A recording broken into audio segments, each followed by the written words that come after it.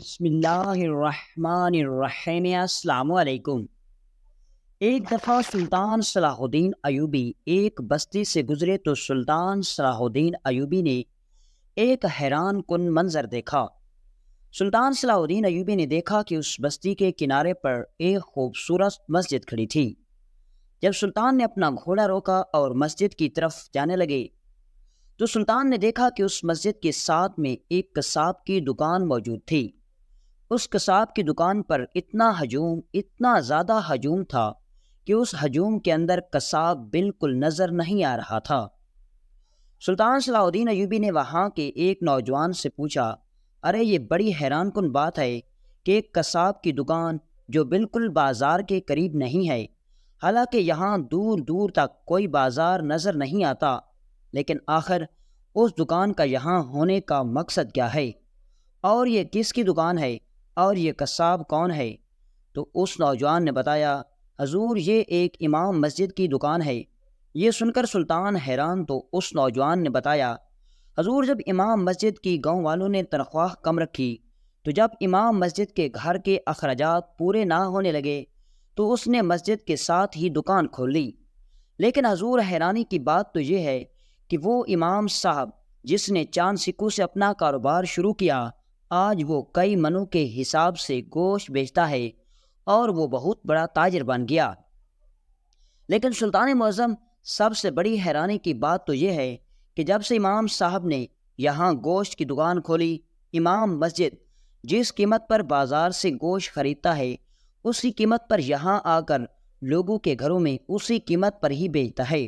لیکن حیرانی کی بات تو یہ ہے کہ کاروبار میں منافع نہ ہونے کے باوجود یہ امام مسجد چند ہی سالوں کے اندر بہت بڑا تجارتی بن گیا، بہت بڑا تاجر بن گیا۔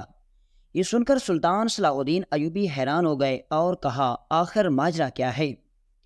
سلطان صلاح الدین ایوبی چونکہ عام لباس میں تھے، لہذا سلطان نے قصاب کی دکان پر ہجوم ختم ہونے کے بعد گئے اور پوچھا، بتاؤ امام صاحب کیا یہ نوجوان سچ کہہ رہا ہے؟ اس نے کہا، اے مسافر، میرے پاس وقت نہیں ہے کیونکہ میں نے ابھی اپنی دکان کو بند کر کے ظہر کی نماز کا وقت ہو رہا ہے، مسجد کے اندر جانا ہے، لہذا تم چلے جاؤ۔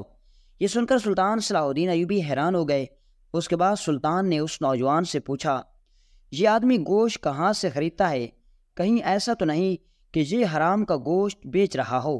تو اس نوجوان نے کہا، سلطان معظم، ہمیں نہیں معلوم، یہ ہر روز کئی تانگے لے کر اس بستی سے گزر کر ایک جنگل آتا ہے، اس جنگل میں سے گزر کر اسکندریہ کا بازار ہے اور یہ کہتا ہے کہ یہ وہاں سے گوشت خریدتا ہے۔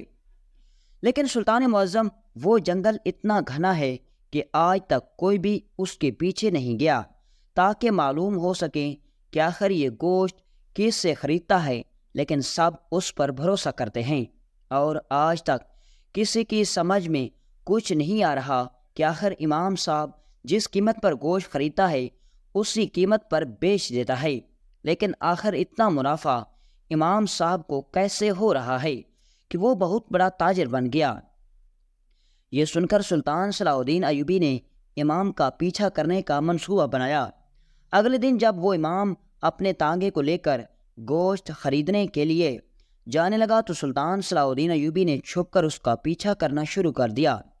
جب وہ امام مسجد جنگل کے اندر پہنچا تو سلطان صلاح الدین ایوبی کے رونگٹے کھڑے ہو گئے، کیونکہ وہ اصل میں گوشت کسی اور چیز کا نہیں بلکہ دوستو یہ واقعہ اصل میں کچھ اس طرح کا ہے کہ مصر کے شہر قاہرہ کے اندر ایک پرانا قصبہ آباد تھا، لیکن جب سلطان نور الدین زنگی رحمۃ اللہ علیہ مصر کی سرزمین پر تخت نشین تھے تو اس وقت صلیبیوں نے اس قصبے پر حملہ کر کے اپنے قبضے میں لے لیا تھا اور اس پورے قصبے کی ساکھ کو نقصان پہنچایا اور اس کی شکل ہی بدل ڈالی تھی۔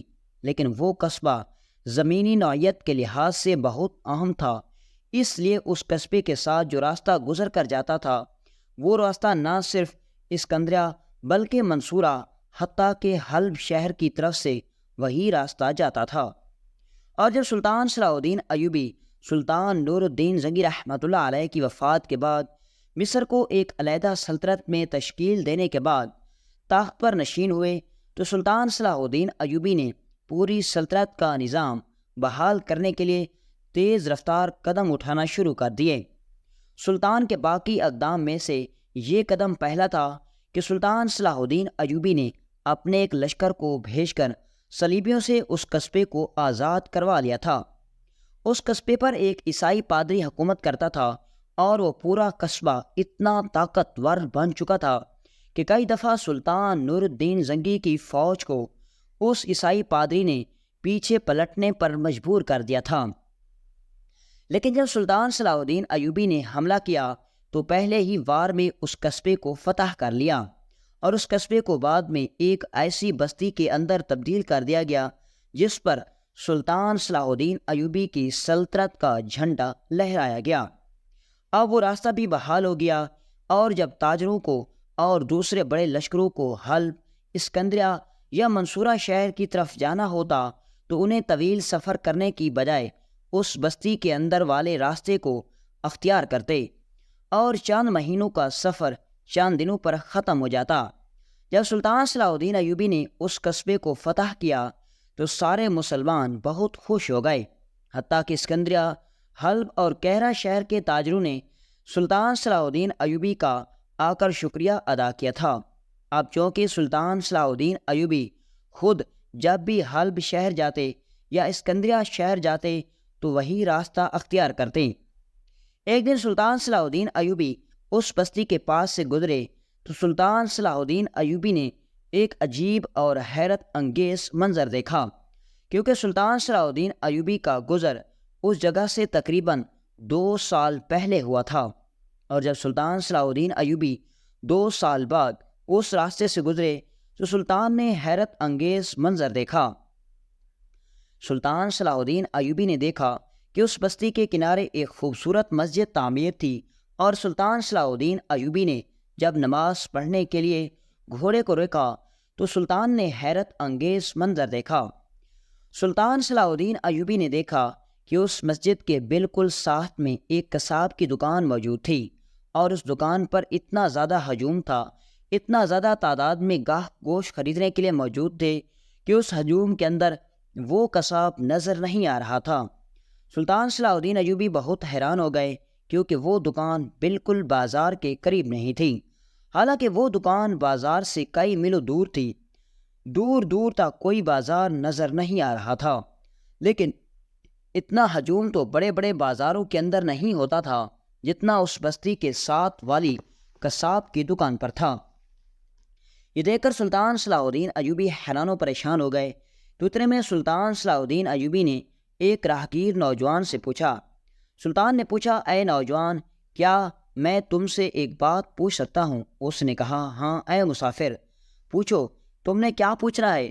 سلطان نے کہا، میں یہاں سے 2 سال پہلے گزرا تھا، یہاں نہ ہی کوئی مسجد تھی اور نہ ہی کوئی یہ دکان تھی، آخر میں پوچھ سکتا ہوں کہ ایک چھوٹی سی آبادی والی جگہ پر ایک قصاب کی دکان کا ہونا اور پھر اس دکان پر لوگوں کا اتنا ہجوم ہونا میری سمجھ میں کچھ نہیں آتا۔ کیا یہ جو تاجر ہے، یہ جو قصاب ہے، کسی بڑے شہر سے آیا ہے؟ تو اس نوجوان نے مسکراتے ہوئے کہا، نہیں سلطان معظم، یہی بات تو ہماری سمجھ میں نہیں آتی۔ سلطان نے کہا، کون سی بات؟ اس نے کہا، سلطان معظم، کیا آپ یہ بات جانتے ہیں کہ یہ دکان اس ساتھ والی کھڑی مسجد کے امام صاحب کی ہے؟ جب امام صاحب کے گھر کے اخراجات پورے نہ ہونے لگے، کیونکہ ہماری بستی والے اس کو تنخواہ کم دیتے تھے، تو اس نے ساتھ میں اپنی ایک دکان بنا لی۔ لیکن جب امام صاحب نے دکان بنائی تو گاؤں والوں نے چندہ جمع کر کے دیا تھا، لیکن سلطان معظم، حیرانی کی بات تو یہ ہے کہ وہ امام مسجد جس نے چاند سکوں سے یعنی چاند رقم سے قصاب کی دکان کا کاروبار شروع کیا، آج وہی امام مسجد اپنے علاقے کا سب سے بڑا تاجر بن گیا، وہ سب سے بڑا قصاب بن گیا۔ یہ سن کر سلطان نے کہا، وہ ناجائز منافع لیتا ہے جس کی وجہ سے وہ اتنا بڑا کاروباری بن گیا؟ تو اس نوجوان نے بتایا، سلطان معظم، جو اگلی بات میں آپ کو بتانے جا رہا ہوں، سن کر آپ کے ہوش اڑ جائیں گے۔ سلطان نے کہا، کون سی بات؟ اس نے کہا، سلطان معظم، جب امام صاحب نے قصاب کی دکان کھولی تو اس وقت امام صاحب نے پوری بستی کے اندر اعلان کیا تھا کہ میں جس قیمت پر بازار سے گوشت خریدوں گا، جس قیمت پر میں بازار سے جانور خریدوں گا اسی ہی قیمت پر اپنی دکان پر گوشت بیچوں گا۔ اگر کوئی یہ بات ثابت کر دے کہ بازار کی قیمت سے میں نے ایک سکہ بھی زیادہ لیا تو بے شک میں اس کو گوشت کی قیمت ادا کرنے کے لیے نہیں کہوں گا۔ یہ سن کر سلطان صلاح الدین ایوبی حیران و پریشان ہو گئے اور کہا، ایسا کیسے ممکن ہو سکتا ہے کہ ایک تاجر، ایک قصاب جس قیمت پر بازار سے گوشت خریدتا ہے پھر اسی ہی قیمت پر آ کر بازار کے اندر گوشت بیچتا ہے؟ سلطان نے کہا، یہ بھی تو ہو سکتا ہے کہ وہ تمہارے سامنے جھوٹ بولتا ہو۔ تو اس نوجوان نے کہا، نہیں سلطان معظم، بہت سارے لوگوں نے یہ بات معلوم کی اور جو دام بازار کے اندر گوشت کے ہوتے ہیں وہی دام ہی پر امام صاحب گوشت بیچتا ہے۔ لیکن حیرانی کی بات تو یہ ہے کہ سلطان معظم، لوگوں کو گوشت خریدنے کے لیے اتنا سفر کر کے بازار جانا پڑتا تھا، لیکن وہی امام صاحب نے گھر کے اندر لوگوں کو گوشت فراہم کر دیا۔ لیکن حیرانی کی بات یہ ہے کہ اگر امام صاحب اپنے کاروبار سے منافع نہیں لیتا تو آخر امام صاحب کے پاس اتنی دولت کیسے آ گئی؟ آخر امام صاحب کا کاروبار اتنا کیسے بڑھ گیا اور اس نے اتنی شہرت کیسے حاصل کر لی؟ وہ امام مسجد جو چاند سکوں پر اپنے گھر کا گزارا کرتا تھا، اب اتنے سکے تو امام مسجد لوگوں کی مدد کرنے کے لیے دے دیتا ہے۔ یہ سن کر سلطان صلاح الدین ایوبی نے بھی حیران و پریشان تھے اور پوچھا، یہ بھی تو ہو سکتا ہے کہ یہ امام مسجد تم سے جھوٹ بولتا ہو اور یہ کوئی حرام کا گوشت سارے گاؤں والوں کو کھلا رہا ہو، ورنہ ایسا ممکن نہیں ہے کہ جس قیمت پر وہ گوشت خریدتا ہے اس قیمت پر پھر بیچ دیتا ہے، تو پھر اسے منافع کیسے ہوتا ہوگا؟ تو یہ سن کر نوجوان نے کہا، حضور یہ بات تو ہماری سمجھ میں نہیں آ رہی۔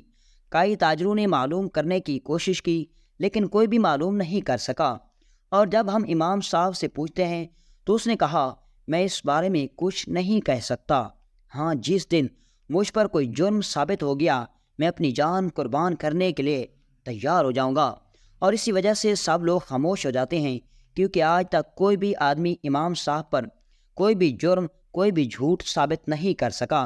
حالانکہ اس قوم کے بہت سارے لوگوں کو یہ تشویش ہے کہ امام صاحب حرام کا گوشت بیچتا ہوگا، تو کوئی کہتا ہے کہ امام صاحب ناپ تول میں کمی پیشی کرتا ہوگا، لیکن سب باتیں غلط ثابت ہوئیں۔ یہ سن کر سلطان صلاح الدین ایوبی حیرت میں پڑ گئے اور کہا، ایسے کیسے ممکن ہو سکتا ہے؟ تو اس نوجوان نے کہا، سلطان معظم، اگر آپ کو یقین نہ ہو تو پھر آپ اس امام صاحب سے خود ہی پوچھ لیں۔ سلطان صلاح الدین ایوبی نے کہا، تم ایک مجھ سے وعدہ کرو، میں اس کے بعد اس راز سے پردہ اٹھا لوں گا کہ آخر امام صاحب کی کامیابی، شہرت اور دولت مندی کے پیچھے وجہ کیا ہے؟ اس نے کہا، جی ہاں سلطان معظم، آپ بتائیں مجھے کیا کرنا ہوگا؟ سلطان نے اس بات کا ذکر میں نے صرف تمہیں کیا کہ میں وقت کا سلطان ہوں، لیکن اس بستی کے کسی بھی آدمی کو یہ پتہ نہیں چلنا چاہیے کہ میں سلطان ہوں۔ اس نے وعدہ کیا۔ سلطان صلاح الدین ایوبی نے بھیس بدلا اور ہجوم ختم ہوتے ہی سلطان صلاح الدین ایوبی اس امام صاحب کے پاس گئے جو اس وقت اپنی دکان پر قصاب بن کر گوشت بیچ رہا تھا۔ سلطان نے سلام کیا۔ امام صاحب نے بڑے ہی نرالے طریقے سے سلام کا جواب دیا۔ پھر سلطان صلاح الدین ایوبی نے ایک گاہک بن کر پوچھا، حضور گوشت کے کیا دام ہیں؟ اس نے کہا، اے مسافر، گوشت کے فلاں دام ہیں۔ سلطان نے کہا، کیا یہی دام تو اتنا دور بازار کے اندر تھے؟ حضور آپ اتنا سفر کر کے یہ گوشت خرید کر رہے ہیں اور آپ ہی خریدے ہوئے دام پر بیچ رہے ہیں، میری سمجھ میں نہیں آ رہا آخر آپ کو منافع کیسے ہوتا ہوگا؟ اس امام صاحب نے کہا، یہ بات تمہیں جاننے کی ضرورت نہیں، اگر تمہیں لگتا ہے کہ تمہیں یہ گوشت مناسب دام پر مل رہا ہے تو تم خرید لو، ورنہ تم جا سکتے ہو۔ سلطان صلاح الدین ایوبی نے کہا، میں ایک مسافر ہوں، بس میں نے یہ قیمت پوچھی، مجھے گوشت کی ضرورت نہیں۔ تو اس نے کہا، چلو ٹھیک ہے، اب میں اپنی دکان بند کر دیتا ہوں کیونکہ ظہر کی نماز کا وقت ہو رہا ہے اور نمازی آنے والے ہوں گے۔ اس نے دکان بند کی اور مسجد کے اندر چلا گیا۔ سلطان صلاح الدین ایوبی نے دیکھا کہ وہی آدمی جو چند لمحے پہلے ایک تاجر بن کر، ایک قصاب بن کر گوشت بیچ رہا تھا، اب وہی آدمی سلطان کے سامنے امام بن کر مسجد میں نماز پڑھا رہا تھا۔ یہ سن کر سلطان صلاح الدین ایوبی بڑے حیران و پریشان ہو گئے۔ اس کے بعد سلطان صلاح الدین ایوبی نے پیچھے نماز پڑھی اور جب باہر نکلے تو سلطان صلاح الدین ایوبی نے اس نوجوان سے پوچھا، کیا تم نے آج تک یہ معلوم کرنے کی کوشش نہیں کی کہ آخر یہ قصاب جو کہ امام مسجد بھی ہے گوشت کہاں سے خریدتا ہے؟ اس نوجوان نے کہا، نہیں سلطان معظم، کیونکہ یہ قصاب اسکندریہ کے بازار سے چاند تاجروں سے گوشت خریدتا ہے، اور اسکندریہ شہر اور ہماری بستی کے درمیان ایک جنگل ہے، اور امام صاحب اپنی جان کو خطرے میں ڈال کر اسی جنگل سے گزر کر جاتا ہے، کیونکہ یہ راستہ بہت مختصر ہے۔ لیکن آج تک کوئی بھی امام صاحب کا پیچھا نہیں کرنے گیا، کیونکہ سب لوگوں کو اپنی جان پیاری ہے اور کوئی بھی جنگل کے اندر جانے کے لیے تیار نہیں، اور یہی وجہ ہے کہ بس لوگ امام صاحب کو گوشت آتا ہوا تو دیکھتے ہیں، لیکن کوئی نہیں جانتا کہ اصل میں امام صاحب آخر اس جنگل سے گزرتے ہیں تو کیا ہوتا ہے۔ یہ سن کر سلطان صلاح الدین ایوبی خاموش ہو گئے اور پھر پوچھا کہ امام صاحب کب گوشت خریدنے کے لیے جاتے ہیں؟ تو اس نے کہا، سلطان معظم، امام صاحب صبح کی نماز پڑھانے کے بعد اپنے تانگے پر سوار ہو جاتے ہیں اور چل پڑتے ہیں، اور دوپہر ہونے سے پہلے ہی اپنی دکان پر پہنچ جاتے ہیں، اور ظہر کی نماز پر جتنا بھی گوشت ہوتا ہے بک جاتا ہے۔ اس کے بعد امام صاحب مسجد میں آ جاتے ہیں۔ یہ سن کر سلطان صلاح الدین ایوبی حیران ہو گئے، اور اگلی صبح سلطان نے امام صاحب کا پیچھا کرنا شروع کر دیا۔ یہ دیکھ کر سلطان صلاح الدین ایوبی کے پیروں تلے زمین نکل گئی۔ جب سلطان صلاح الدین ایوبی نے امام صاحب کا پیچھا کرتے کرتے اس جنگل کے درمیان میں پہنچے، سلطان صلاح الدین ایوبی رحمۃ اللہ علیہ نے دیکھا کہ جب سلطان صلاح الدین ایوبی اس کا پیچھا کرتے ہوئے جا رہے تھے تو امام صاحب نے اپنے تانگے کو جنگل کے درمیان میں روک دیا۔ سنسان جنگل تھا، کوئی بھی وحشی جانور آ سکتا تھا، لیکن اس امام مسجد کے چہرے پر بالکل بھی خوف ڈر نہیں تھا۔ اس نے اپنے تانگے کو روکا، ایک چشمے پر وضو کیا اور اس کے بعد وہاں بیٹھ کر عبادت کرنے لگا۔ بہت دیر تک وہ عبادت کرنے لگا اور سلطان صلاح الدین ایوبی چھپ کر یہ سارا نظارہ دیکھتے رہے۔ جب امام صاحب نے عبادت کر لی تو اس کے بعد اپنے تانگے پر سوار ہوا اور بازار کی طرف چل پڑا۔ چلتے چلتے وہ اسکندریہ کے بازار کے اندر پہنچا اور چند تاجروں سے گوشت خریدا، اور خریدنے کے بعد واپس اپنی دکان پر آ گیا۔ اب وہ جیسی دکان پر پہنچا تو سلطان صلاح الدین ایوبی اپنے گھوڑے پر سوار ہوئے اور محل چلے گئے، اور سلطان صلاح الدین ایوبی نے اپنے ایک سپاہی کو حکم دیا کہ جا کر فلاں تاجر کو پیغام دو کہ تمہیں سلطان صلاح الدین ایوبی اپنے محل میں بلا رہے ہیں۔ جب سلطان کا سپاہی اس تاجر یعنی اس کا صاحب کے پاس پہنچا تو اگلے دن وہی قصاب سلطان کی عدالت میں موجود تھا۔ سلطان صلاح الدین ایوبی نے اس کو آتے ہی کہا، آج جو تمہارا جتنا نقصان ہوگا وہ میری طرف سے پورا کیا جائے گا، لیکن تمہیں اس سے پہلے چند سوالوں کے جواب دینا ہوں گے۔ اس نے کہا، حضور آپ کس معاملے میں بات کر رہے ہیں؟ سلطان صلاح الدین ایوبی نے اسے بتایا کہ کس طرح میں نے بھیس بدل کر تمہارا پیچھا کیا، کس طرح میں تمہارے بارے میں معلوم کرتا رہا، لیکن میں ناکام رہا۔ مجھے بتاؤ، اگر تم نے جس قیمت پر گوشت خریدتے ہو اور پھر اسی قیمت پر بیچ دیتے ہو تو آخر تم اتنے دولت مند کیسے بن گئے، حالانکہ تمہیں تو کنگال ہو جانا چاہیے تھا۔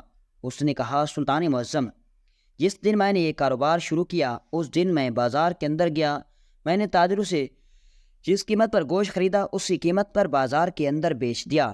پہلے دن میں نے چند کلو گوشت خریدا، لیکن دوسرے دن میرے گاہک مزید بڑھ گئے اور میں نے ایک تاجر سے دگنا گوشت خریدا۔ تو اس تاجر نے مجھ سے پوچھا، تمہارا اتنا گوشت اتنا جلدی کیسے بک جاتا ہے؟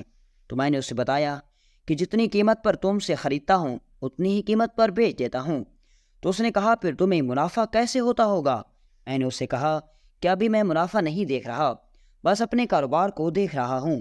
تو اس نے کہا، ٹھیک ہے، تم ایسا کرتے رہو۔